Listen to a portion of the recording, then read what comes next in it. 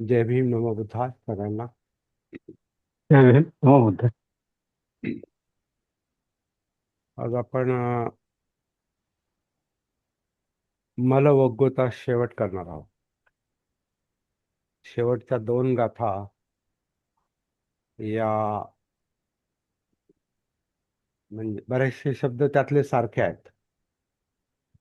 त्यातला सार एकच आहे. थोडंसं विश्लेषण वेगळं आहे. मलवग्गातल्या शेवटच्या दोन गाथा 20 आणि 21 आणि धम्मपदातली क्रमशः 254 आणि 255 गाथा.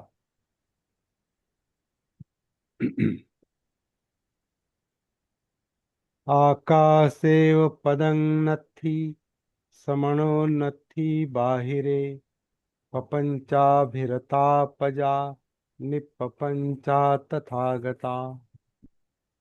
आकाशेव पदं नत्थि समणो नत्थि बाहिरे संखारा सत्सता नत्थि नत्थि बुद्धानं निंदितं. आकाशेव पदं नत्थि म्हणजे आकाशामध्ये पावलं उमटत नसतात असा त्याचा अर्थ आहे.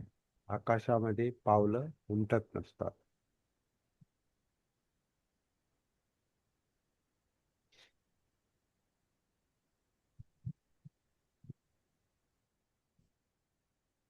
त्याचा अर्थ काय होऊ शकतो? थोडं काही कल्पना येते का? मनामध्ये काही प्रतिमा उभी राहते का? आकाशामध्ये पावलं उमटत नसतात. पावलं जमिनीवर उमटतात. आकाशामध्ये पावलं उमटत नसतात. आकाशेव पदं नक्की, आकाशात पावलं उमटत नाहीत.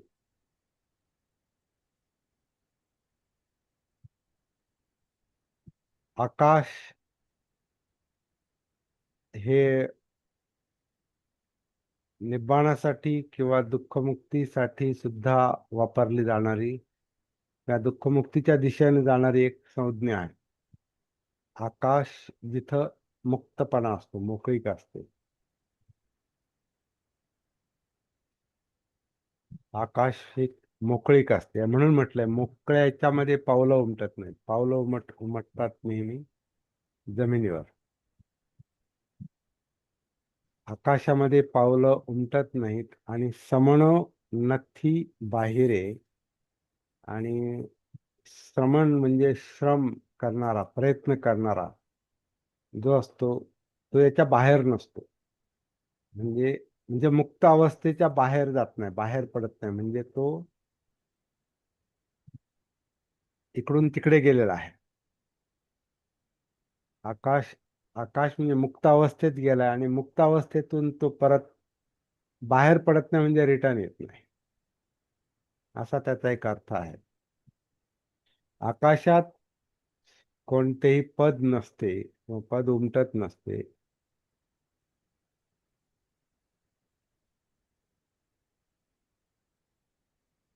आकाशात कोणतेही पद नसते आणि श्रमण, आता इथं एक जास्त शब्द टाकलाय त्यांनी अनुवादामध्ये. तसा शब्द याच्यामध्ये नाही, मूळ गाथेमध्ये. त्यांनी काय टाकलंय की अष्टांग मार्गाच्या बाहेर श्रमण नसतो. अष्टांग मार्गाचा उल्लेख इथं आलाच नाही. उल्लेख आलाय आकाशाचा. आकाशामध्ये पद उमटत नाही. म्हणजे ज्याचं चित्त मुक्त असतं आकाशासारखं, त्याच्यामध्ये चंचलतेच्या खाणाखुणा नसतात, विचलनाच्या खाणाखुणा नसतात. म्हणून त्याला आकाश, एक समाधीची पण अवस्था आहे. समाधीच्या ज्या 8 अवस्था आहेत, रूप आणि अरूप, तो एक वेगळा अभ्यासाचा विषय आहे. तर समाधीच्या ज्या 8 अवस्था आहेत, त्या पहिली, दुसरी, तिसरी, चौथी, या पहिल्या 4 अवस्था ज्या आहेत त्या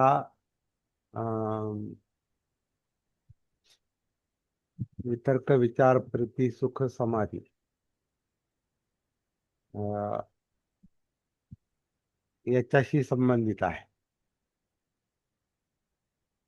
समाधीच्या पहिल्या अवस्थेमध्ये विचार, वितर्क म्हणजे विषय आणि विचार, त्याच्यामध्ये आनंद घेणं, प्रीती, त्याच्यात सुख मानणं आणि त्याच्यामध्ये अडकून असणं, अशा या 5 घटक असतात त्याच्यामध्ये. हे समाधीचं विश्लेषण करताना या 5 घटकाला करून केलेलं आहे. आणि जो याच्या बाहेर पडतो, याच्या बाहेर पडतो तो पहिल्या 4 समाधीच्या अवस्था सोडून 5व्या अवस्थेत जातो. तर तिथं आकाश अवस्था म्हटलेला आहे, म्हणजे मुक्त अवस्था आहे ती. त्याचा एक वेगळा अभ्यासाचा विषय, फक्त एक माहिती म्हणून मी इथं उल्लेख करतो फक्त. आकाश म्हणजे मुक्तपणा असतो, परंतु मुक्तपणात पण जाणीवा असतात, म्हणजे विज्ञान असतं. म्हणून विज्ञानात एक समाधीची अवस्था आहे, त्याला विज्ञानायतन समाधी म्हटलेला आहे, किंवा आकाशन्यायतन समाधी. या 5वी समाधी जी आहे ती आकाशन्यायतन, 6वी जी आहे ती विज्ञानायतन, आणि त्याच्यानंतर 7वी जी आहे त्याला अकिंचन्यायतन समाधी. काही इथं काही शिल्लक राहत नाही. आणि 8वी समाधी आहे ती आणखीन खोलातली आणि तार्किक दृष्ट्या किंवा सैद्धांतिक दृष्ट्या समजणं अवघड आहे. त्याला नैव संज्ञान असंज्ञायतन समाधी असं त्याला पालीमध्ये शब्द आहे. त्याच्यामध्ये संज्ञा किंवा असंज्ञा या दोन्हीतही चित्त मन अडकून नाही, अशी ती समाधीची मुक्त अवस्था असे त्याच्यात हे आहे. त्याचं स्पष्टीकरण केलेलं आहे. तर जसं आपण सप्तबोध्यांगात कशी 7 अंग दाखवली, त्या अंगानं आपण डेव्हलप होतो, तसं या समाधीच्या याच्यामध्ये, आता समाधी हा अष्टांग मार्गातला पण आठवा भाग आहे, 8वं अंग आहे. समाधी हे सप्तबुद्ध्यांगातलं पण 6वं अंग आहे.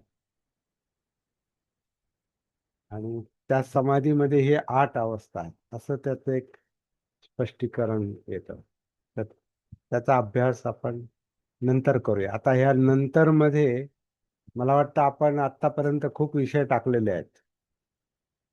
जे लोक नियमित आहेत आपल्या या सती साधनेच्या किंवा जागृतीच्या कार्यशाळेच्या या सत्रांमध्ये, जे लोक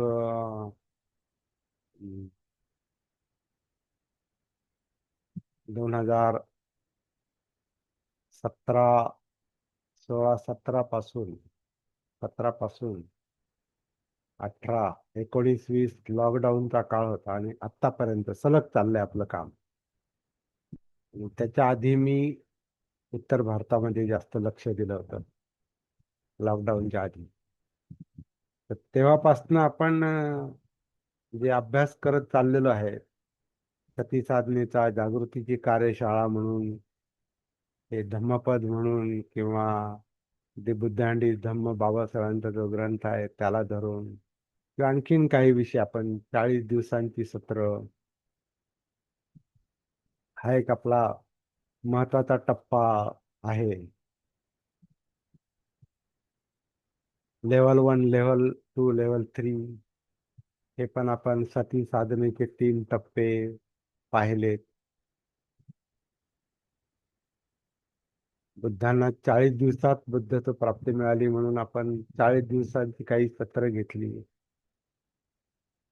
बाबासाहेबांची जयंती ते बुद्ध जयंती या दरम्यान जेवढे दिवस येतात, यावेळेला 17 दिवस आले होते या 26 सालामध्ये. तर त्या 17 दिवसांमध्ये आपण काही विषय घेतले. त्रिकोणाचा विषय घेतला. असे अनेक, एवढ्या इतक्या वर्षांमध्ये अनेक विषय येऊन गेले, आणि काही असे महत्वाचे विषय पण त्याच्यात येऊन गेले, तिथं आपण प्रत्येक वेळेला म्हणत आलेलो आहोत. याच्यावर आपण नंतर विचार करू, याच्यावर आपण नंतर बोलू, याच्यावर आपण नंतर अभ्यास घेऊ, वगैरे वगैरे, असं आपण हे नंतर मध्ये खूप विषय माग पडलेले आहेत नंतर मध्ये. तर ते तसं होतच असतं, त्याला इलाज नाही. कारण अनेक महत्वाचे मुद्दे येतात, हा याच्यावर आपण डिटेलमध्ये नंतर पाहू किंवा प्रॅक्टिकलमध्ये नंतर पाहू, असं आपल्याला ते म्हणावं लागतं. ते पोस्टपोन केलेले जे विषय आहेत, म्हणजे पुढे ढकललेले, नंतर पाहू, असे खूप विषय आहेत.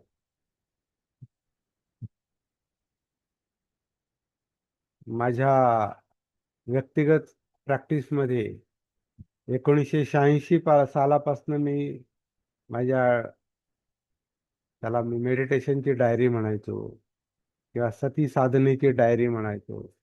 तर प्रॅक्टिसचे जे काही, प्रॅक्टिसमधून येणारे जे काही अनुभव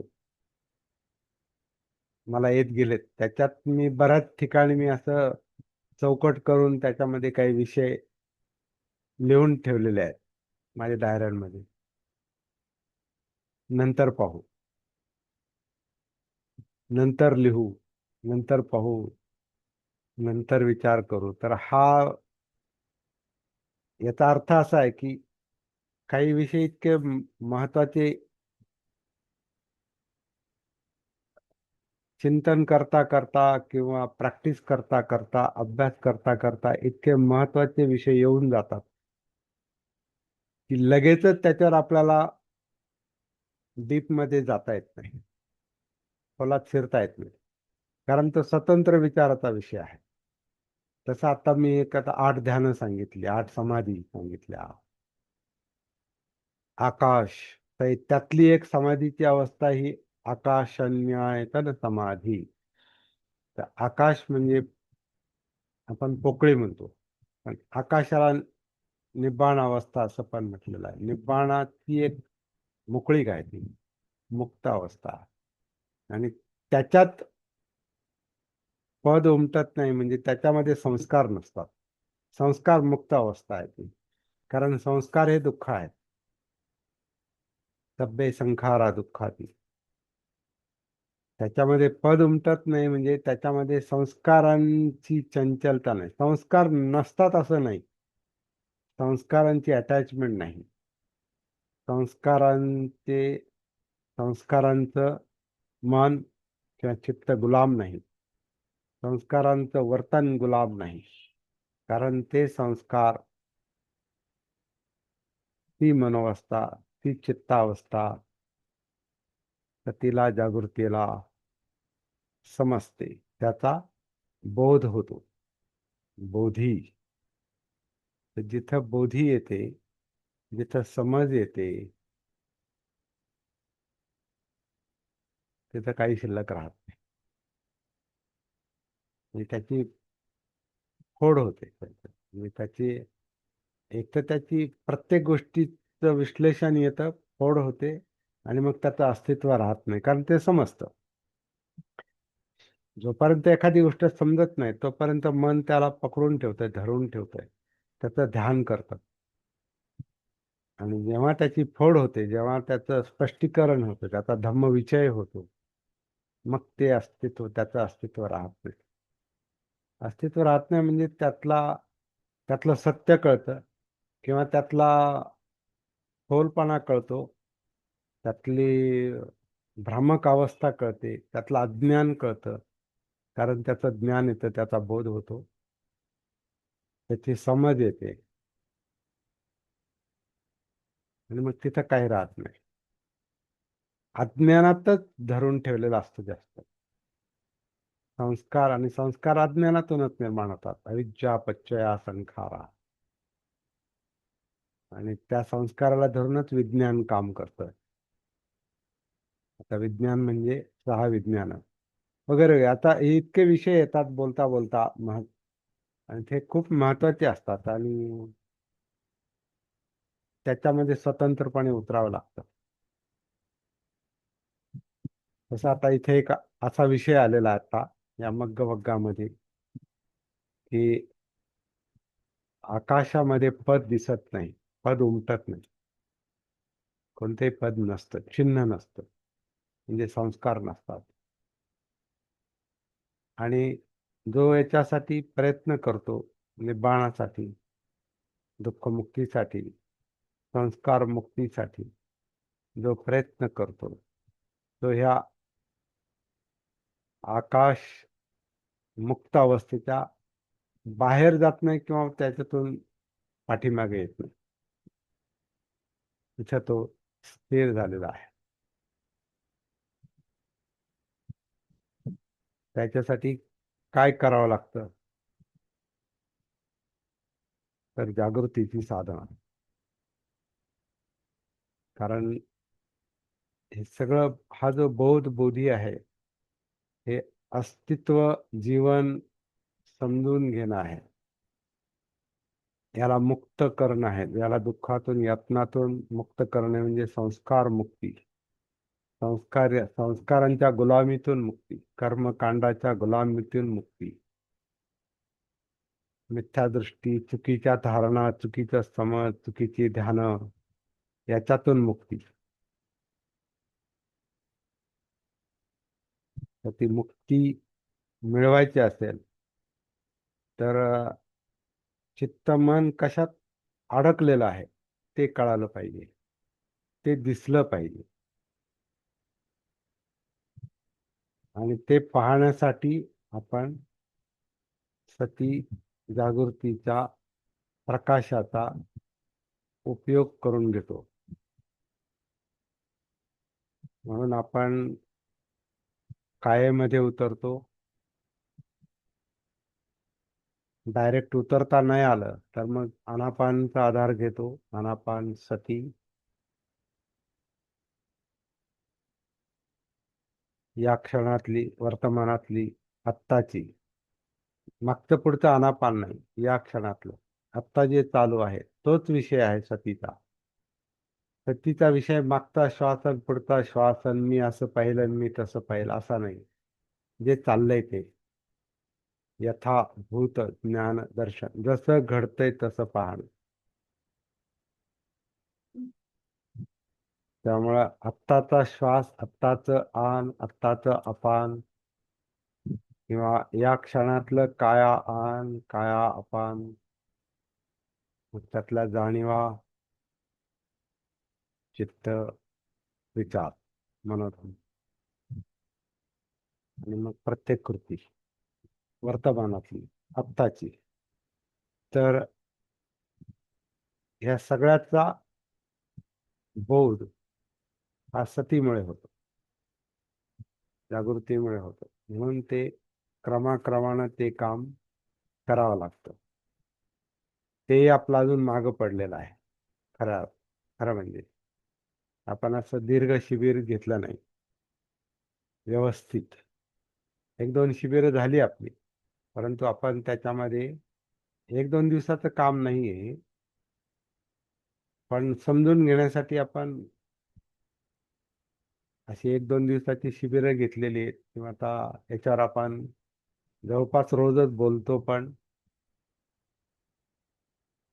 ऍक्च्युअल प्रॅक्टिस कशी चालते ह्याच्यात आपण अजून खोलात गेलो नाही. म्हणजे एकत्रितपणे सगळे मिळून आपण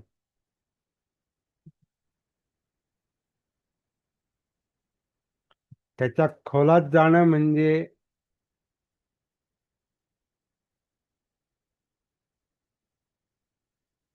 आकाशात उतरण्यासारखंच आहे. आकाश बाहेर नाही, आतमध्ये. का तिथं कुठला विषय लागत नाही मग आपल्याला मुद्दाम, मी हे करेल आणि मी ते करेल असा नाही. जे सहजपणे जे चाललेलं आहे, सहज, नैसर्गिकपणे, अनात्म असं आपण म्हणतो त्याला. तर जे नैसर्गिकपणे चाललेलं आहे, म्हणजे नैसर्गिक श्वास, नैसर्गिक आन, नैसर्गिक अपान, नैसर्गिक आन सती, नैसर्गिक अपान सती, किंवा त्याला आपण अनात्म आन सती, अनात्म अपान सती असं म्हणतो. किंवा अनात्म काया आन सती. जर यावेळेला जे चाललंय ते म्हणजे जेव्हा मी बोलतोय तेव्हा तेच चाललेलं असतं नाही, उलट मी बोलताना तर उलटच चाललेलं आहे. कारण मी जेव्हा बोलतो तेव्हा अपानच चालू आहे आणि मी सांगतोय आनसती, पण माझी आनसती चालू शकत नाही तेव्हा. जेव्हा मी थांबतो तेव्हा आनसती चालते, चालू शकते, माझी सती तिथं असेल तर. पण जेव्हा मी बोलतो तेव्हा तर आनसती चालू शकत नाही, कारण आन चालूच नाही तिथे. तिथे अपानच चालू आहे, कारण बोलणं हे अपानमध्येच होतं. जेव्हा श्वास आतून बाहेर पडतो तेव्हाच ध्वनी तयार होतो, आवाज तयार होतो आणि मग बोलणं तयार होतं किंवा बोलणं येतं. त्यामुळं मी स्वतःच तसं करत नाही, करू शकत नाही.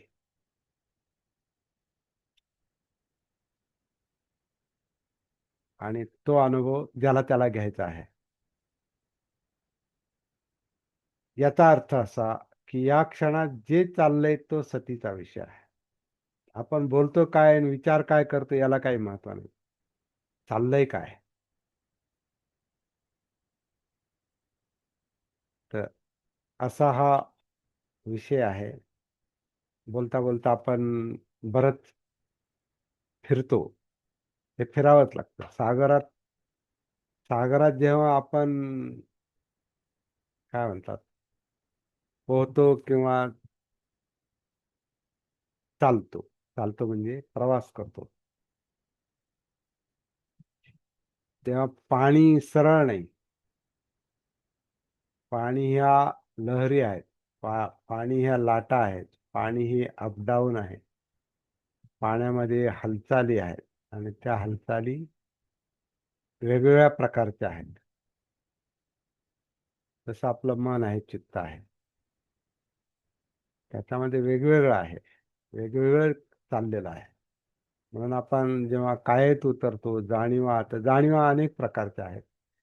चित्त पाहिजे नकोचा जो संघर्ष आहे, लोभ द्वेषाचा जो संघर्ष आहे, ते शेकडो विषय आहेत, हजारो विषय आहेत.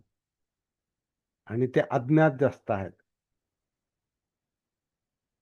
अनकॉन्शियस जास्त आहेत, अजागृत जास्त आहेत. आणि खरं म्हणजे आपण जेव्हा सतीपठ्ठाण करतो तेव्हा त्या अजागृत अवस्थेला जागृत करण्याचा प्रयत्न होतो आपला, किंवा ते होतं, त्याचा परिणाम तो होतो. करण्याची गरज नाही. सतीची जागृतीची प्रॅक्टिस करता करता जे अंधारात आहे ते उजेडात येतं. जे अजागृत अवस्थेत आहे, जे अनकॉन्शियस मध्ये आहे, ते कॉन्शियस लेवलला येतं. ते अजागृतीतलं जागृत अवस्थेत येतं. अबोध अवस्थेत अबोध अवस्था बोधावस्थामध्ये येते, म्हणजे बोधी.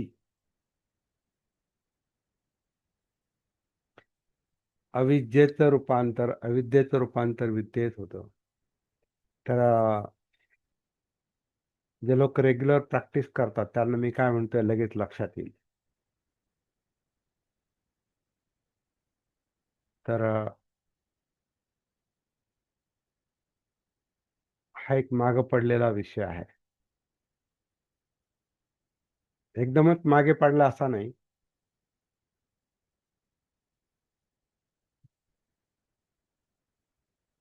पण आपल्या सगळ्यांना मिळून कधी तो वेळ मिळेल, ते वेळ मिळेल याच्यासाठी म्हणावं लागतं की आपण तसं नियोजन पण केलं नाही, किंवा तशी वेळ नाही आली. माझ्यासाठी अजून तशी वेळ आलेली नाही माझ्यासाठी. कारण काय की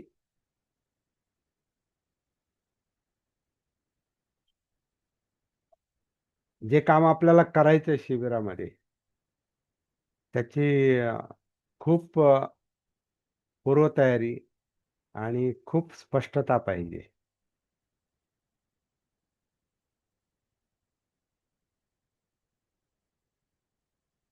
बाबासाहेबांच्या धर्मांतराच्या भाषणासारखं आहे ते. मला कधी कधी वाटतं असं. बाबासाहेबांनी जे धर्मांतर का किंवा मुक्ती कोण पथे, हे जे भाषण दिलं 31 मे 1936चं, त्याच्यामध्ये त्यांनी एक उपमा दिलेली आहे की नावाड्याला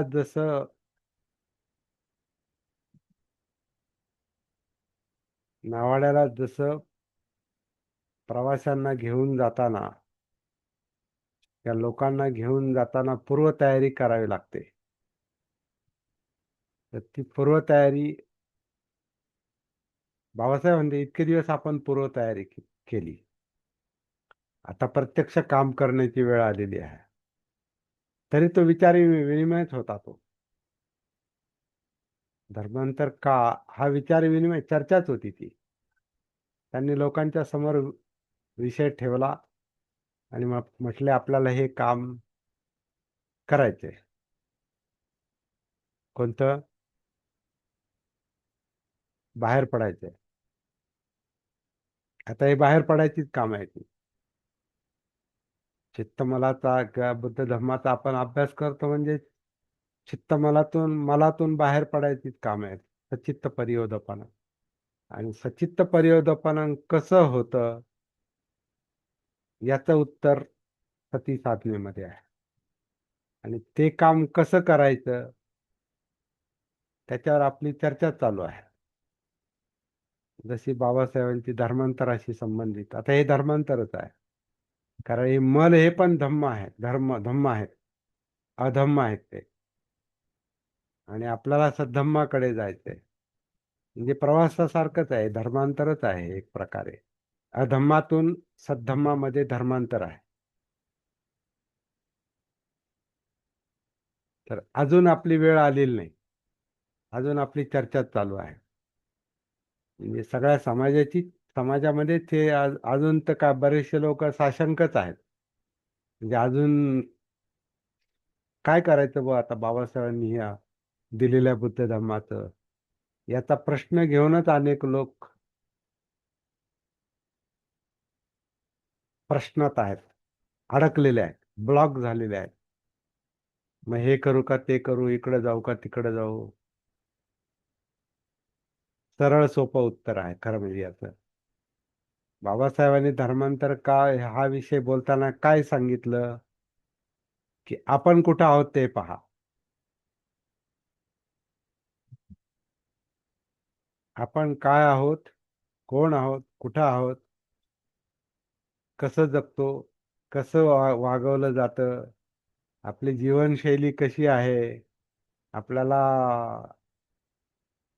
स्वातंत्र्य आहे का, समता आहे का, बंधुत्व आहे का, न्याय आहे का, आपल्यामध्ये सामर्थ्य आहे का, आपल्यामध्ये सामाजिक सामर्थ्य आहे का, आर्थिक सामर्थ्य आहे का, सगळ्यात महत्वाचं म्हणजे मानसिक सामर्थ्य आहे का.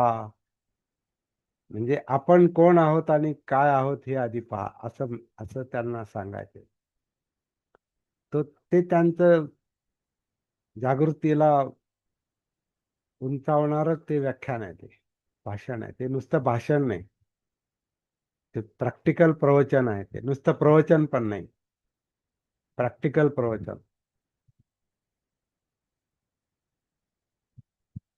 आणि सगळ्यात महत्वाची गोष्ट म्हणजे आपले पूर्वज म्हणजे आपण त्याचा भाग आहोत.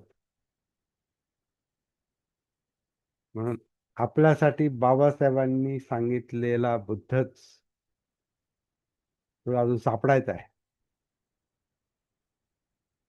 तो बुद्ध आपल्याला महत्वाचा आहे, पण त्याची सुरुवात त्रिकोणाच्या पायापासून आहे, म्हणजे आपल्यापासून आहे.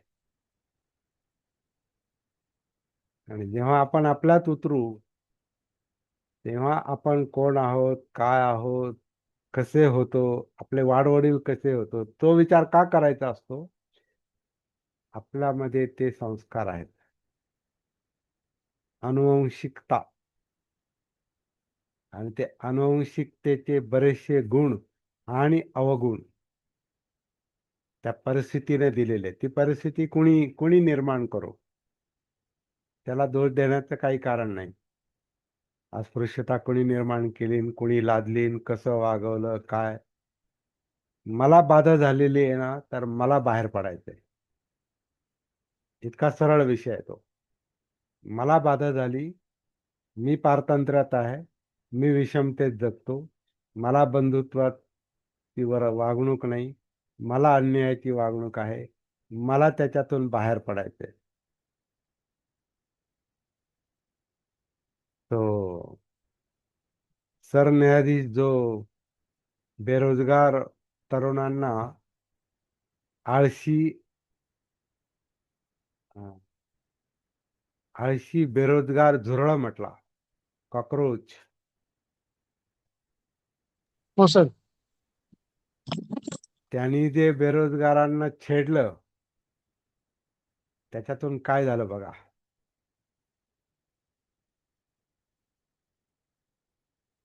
तर सेम परिस्थिती अस्पृश्यतेची झालेली असणार तक आहे. तख्त हिल गया. अस्पृश्य अस्पृश्य जेव्हा लोकांना ठरवलं, अस्पृश्यतेच्या याच्यामध्ये सक्तीनं डांबलं, चौथ्या आणि पाचव्या वर्णामध्ये अतिशूद्र,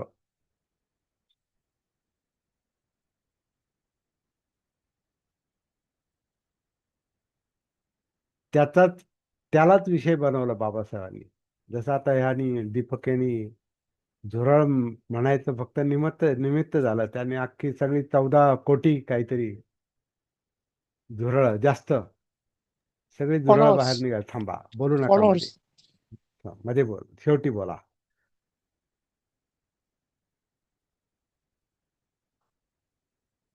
काही कोटी झुरळ.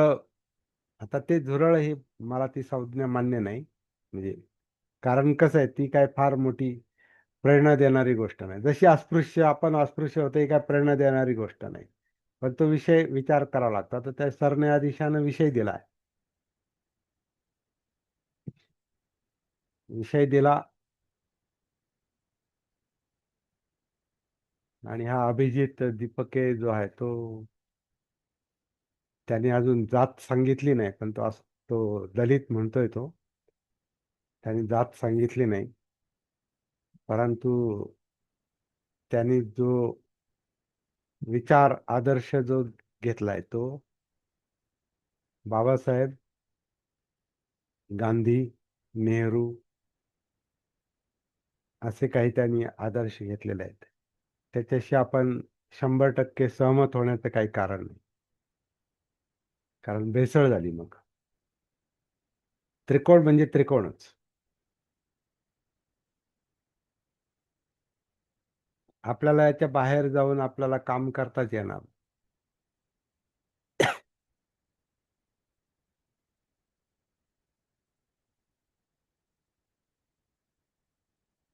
नाही. तर आता हे कॉक्रोच जनता पार्टीसाठी एखादी बेगॉन जनता पार्टी किंवा हिट जनता पार्टी पण निघू शकते.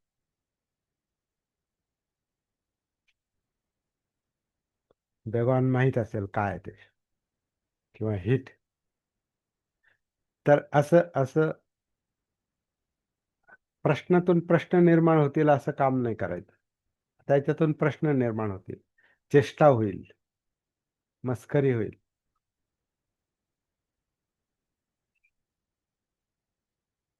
आपण कशाला ओढवून आपल्या स्वतःला आपण त्याच्यात ढकलायचं. त्यामुळं आता आपल्याला काही लोकांना फार प्रेरणा मिळाली त्याच्यातून.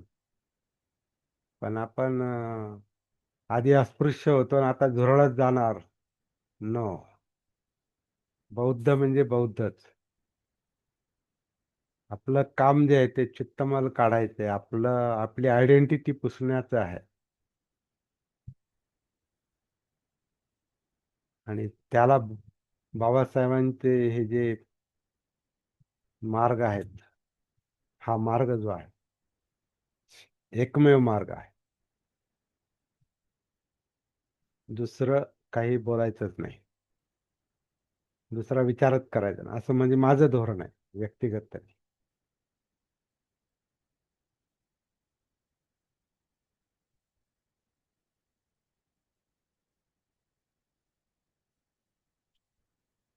आणि कसं आहे, काही संकल्प जो आहे ना, तो पण प्रेरणादायक असला पाहिजे, असा उत्साहवर्धक असला पाहिजे. झुरळ पार्टी ही काय उत्साहवर्धक संज्ञा नाही. त्याच्या बरेच लोक मस्करी करतायत. चला म्हणजे थोडं सावधानतेचा इशारा म्हणून बोलतोय मी हे. कारण आपले लोक लगेच प्रभावित, आपल्या लोकांना जय भीम म्हटलं तर त्याच्यातून फार मोठी क्रांती होत असते. अरे वा, बाबासाहेबांना घेऊन चालले म्हणजे मोठे असतील, म्हणजे त्यांना ते प्रेरणा मिळत असेल. परंतु सरमिसळ करून नाही जमायचं. भेसळ नको आपल्याला. भेसळीने फार प्रॉब्लेम निर्माण झालेत. म्हणूनच विस्कळीतपणा आहे. तर हा जो विस्कळीतपणा येतो हा आपल्या मेंदूमध्ये चालतो. मेंदूमध्ये जी जे मनोधम्म चालतात त्याच्यात अधम्म सद्धम्म सगळंच आहे. विचार जे चालतात तर त्या विचारांच्या गुंत्यामध्ये आपण हरून जातो आणि काहीही करतो, कारण त्याचं भान नाही, धम्मानुसती नाही, त्याचं भान नाही. त्यामुळे आपण त्याच्यामध्ये हरवून जातो, गुंतून जातो. हा जो गुंता आहे ना, याला या गाथेतल्या पुढच्या ओळीमध्ये प्रपंच शब्द वापरलाय. प्रपंच, आता प्रपंच आपल्याला माहिती आहे, प्रसिद्ध शब्द आहे आपल्या मराठीमध्ये. आपण प्रपंच म्हणजे बहुधा संसाराला प्रपंच म्हणतो. संसार म्हणजे पारिवारिक प्रपंच. परंतु मूळ जी संकल्पना आहे बुद्धाच्या शिकवणीतली, प्रपंच म्हणजे मेंटल प्रॉलिफरेशन, म्हणजे मनातला गुंता, मनोधम्मातला गुंता. म्हणून ते धम्मविषय करावं लागतं, धम्माचं अनालिसिस करावं लागतं, धम्माचं विश्लेषण करावं लागतं, धम्म पाहावे लागतात. पाहण्यासाठी त्याचं भान पाहिजे, त्याची जागृती पाहिजे, म्हणजे धम्मानुसती पाहिजे. म्हणून सप्तबोधांगामध्ये सतीनंतर धम्मविषय येतं. तर ते योग्य काय अयोग्य काय याचं अनालिसिस झालं पाहिजे, याचं विश्लेषण झालं पाहिजे. सगळंच मनात येतं ते योग्य आणि लगेच त्याला कार्यात आणायचं आणि मग नंतर फसायचं आणि मग मागं फिरायचा प्रयत्न करायचा.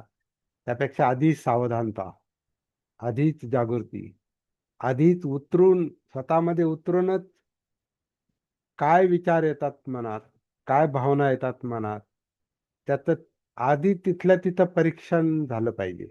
ते सतीनं होतं, जागृतीनं होतं, म्हणजे चित्तानुसती, धम्मानुसती.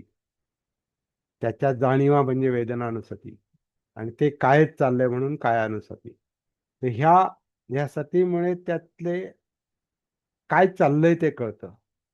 ते हे जे सगळं चाललेलं आहे ते मनात चाललेलं आहे, याला प्रपंच शब्द आहे. तर याच्यात असं म्हटलेलं आहे, आकाशात पद दिसत नाही, आकाशात पोकळीत पद उमटत नाही, म्हणजे ती मुक्त अवस्था असते, निब्बाणाची अवस्था असते, चित्तमुक्तीची अवस्था असते, दुःखमुक्तीची अवस्था असते, संयमित अवस्था असते, कारण ती जागृत अवस्था असते. त्याच्या बाहेर बुद्ध धर्माच्या मार्गावरचे लोक त्याच्या बाहेर जात नाहीत किंवा त्याच्यासाठी प्रयत्न करतात. का? इकडचा जो प्रपंच आहे, प्रपंच म्हणजे मानसिकता थोडक्यात, मनात जे चाललेलं आहे त्याला प्रपंच म्हटलेला. आता मनात काय चाललेलं आहे, तर तो त्याच्यात इंद्रियांचे विषय आहेत, म्हणजे डोळे, कान, नाक, जीभ, त्वचा. आता आपण मगाशी कॉक्रोचचा थोडी चर्चा केली. कशी काय, कशामुळे केली? टीव्हीवर पाहतो आपण, कानानं ऐकतो, आणि ती झुरळं आपल्या मनामध्ये सुरू होतात, किंवा आपल्या मनातलं झुरळ, मानसिक झुरळ तयार होतं, कॉक्रोच, किंवा अनेक झुरळ तयार होतात. किंवा अरे बापरे, याच्यामध्ये तर 14 कोटी लोकांनी त्याला समर्थन केलं, मोठमोठ्या लोकांनी, सेलिब्रिटी. आपल्या मनात ते 14 कोटी धुमाकूळ घालतात किंवा आणखीन काय असेल, आणि आपण त्यातले एक बनतो. परंतु ते माइंड कोणत्या दिशेने जाणार आहे नंतर, हा प्रपंच जो आहे, विचार प्रक्रिया जे ऐकतो आणि पाहतो, आणि त्याच्यानुसार हे मनोधम्म काम करतात, विचार प्रक्रिया काम करते, त्याच्यात भावनिक परत चीड, तो एक वेगळाच मल तयार होतो. आपला अहंकार दुखावतो, तो अहंकार दुखावला तो त्या सरन्यायाधीशानं तो शब्द उच्चारला, अनेकांचा अहंकार दुखावला, विशेषतः बेरोजगार सुशिक्षित तरुणांचा अहंकार दुखावला. आणि मग त्याला त्यांनी सटायर म्हणजे उपहासात्मक, विडंबनात्मक त्याचा फायदा घेऊन विडंबन केलं त्याचं.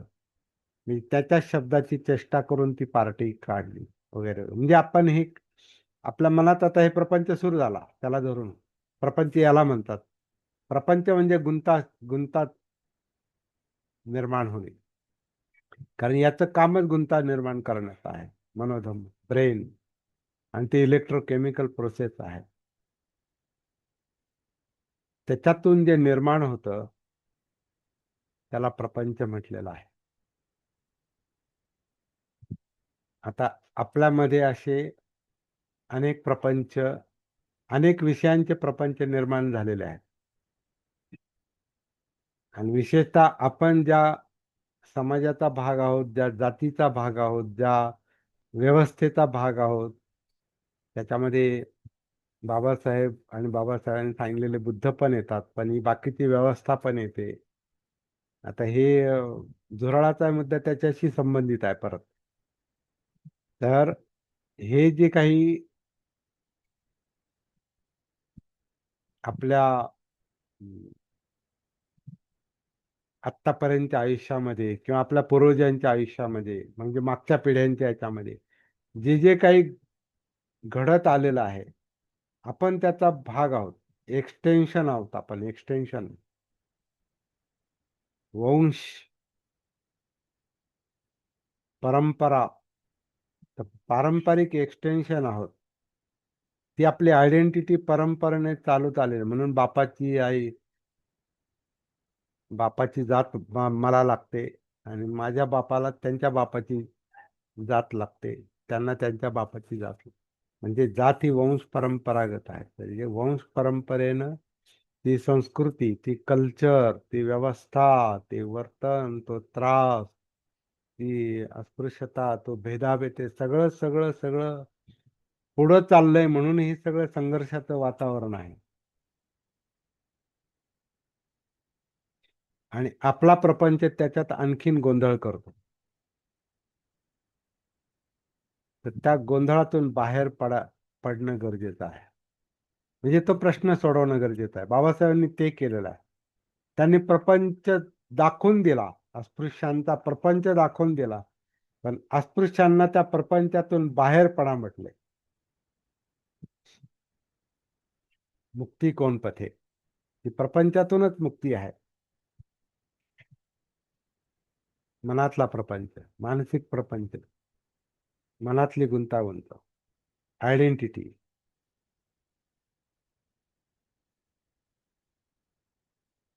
कसं बाहेर पडायचं, धर्मांतर का, हा त्यांचा विषय होता. तर ही गाथा तेच सांगते का सामान्य माणसं पजा, पपंचाभिरता पजा, निपपंचा तथागता. तर प्रजा म्हणजे प्रजा, लोक, समाज हा प्रपंचामध्ये गुरफटलेला असतो, आणि तथागत निष्प्रपंच असतात. त्या डोक्यातल्या फक्त ग्रहत्याग नाही तो, किंवा राज्यत्याग पण नाही, तो प्रपंचाचा त्याग आहे. त्यालाच मुक्ती म्हटलेला आहे, त्याला निब्बाण म्हटलेला आहे. मुक्तीचा, निब्बाणाचा संबंध प्रपंचाशी आहे. जिथं प्रपंच आहे तिथं ते तृष्णा आहे, त्याच्यात अधम्म आहेत आणि त्याच्यात दुःख आहे, यातना आहेत, टेन्शन आहे, प्रेशर आहे, संघर्ष आहे, नकारात्मक संघर्ष आहे, युद्ध आहेत, नाश आहे. आणि निष्प्रपंच अवस्था म्हणजे मुक्त अवस्था, प्रपंचरहित अवस्था म्हणजे तथागतांना काही 30-40 दिवसात बुद्धगयेमध्ये मिळाली. निब्बाण, बुद्धत्व, संबुद्धत्व म्हणजे संपूर्ण जागृत अवस्था तथागतांना जी मिळाली त्याला इथं या भाषेत या शब्दात पाहिलं निष्प्रपंच अवस्था आहे. आणि सामान्य लोक ते म्हणतात प्रपंचामध्ये गुरफटलेले असतात.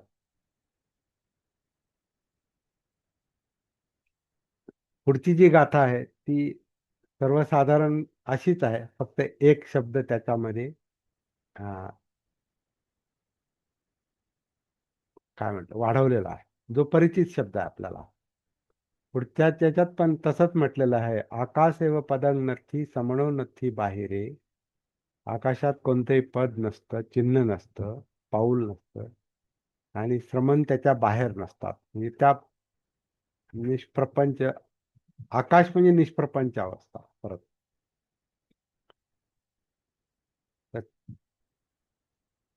त्याच्यातून बुद्ध धम्माच्या मार्गावर असलेले लोक त्याच्यातून परत मागे फिरत नाहीत, म्हणजे त्या मुक्त अवस्थेत राहतात परमनंटली, असं म्हटलेलं आहे. जसं तथागत प्रपंचालाच पुन्हा दुसरा शब्द संस्कार आहे आणि त्या संस्कारांचं लक्षण सब्बे संखारा अनिच्छाती. संस्कार किंवा प्रपंच ही स्थिर गोष्ट नाही, ही प्रवाहित गोष्ट आहे, अनित्य आहे.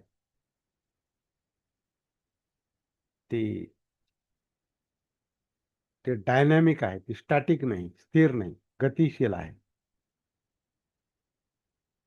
म्हणून इथं म्हटलेलं आहे संखारा सस्सता नथी.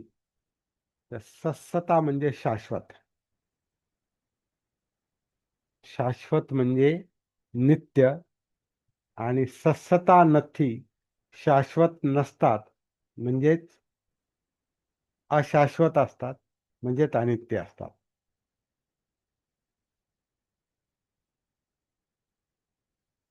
संस्कार सस्सता नथी, संस्कार शाश्वत नाहीत किंवा नसतात, म्हणजे संस्कार अनित्य असतात. म्हणून नथी बुद्धानं मंजितं किंवा इंजितं अशी त्याची फोड होते. संस्कार अनित्य आहेत, प्रवाहित आहेत. प्रपंच हा प्रवाहित आहे, तो स्थिर नाही, नित्य नाही. म्हणून बुद्धांच्या मनामध्ये हे जाणून ही निष्प्रपंच अवस्था प्राप्त करून त्यांचं मन चंचल राहत नाही, म्हणजे ते स्थिर होतं, कारण ते मुक्त असतं. आकाश आणि पुढच्या अवस्था पण आहे त्याच्यामध्ये येतात पुढे. आकाश विज्ञानायतन, आकाशन्यायतन, विज्ञानायतन, अकिंचन्यायतन आणि नैव संज्ञान असंज्ञायतन, असे त्याला पालीमध्ये ते शब्द आहेत. तर आकाश काय मुक्त अवस्था जर आली, मग त्याच्यामध्ये ती मुक्ती इतक्या याच्यात पर्यंत जाते की तिथं कोणतंच पद राहत नाही, पाऊल राहत नाही, लक्षण राहत नाही, कारण मुक्त अवस्था असते. तर बुद्ध अशा प्रकारे मुक्त असतात, असा या 2 गाथांचा एकत्रित अर्थ निघतो. मला वाटतं इतकं पुरेसं आहे. इथं आपला मलवग्गोचा अभ्यास तात्पुरता संपलेला आहे. मलवग्गोचा तात्पुरता संपला म्हणजे याचा अर्थ असा की त्याच्यात अजून अनेक गोष्टी आपल्याला अभ्यास म्हणून पुन्हा विचारात घेता येतील. तर मी इथं थांबतो.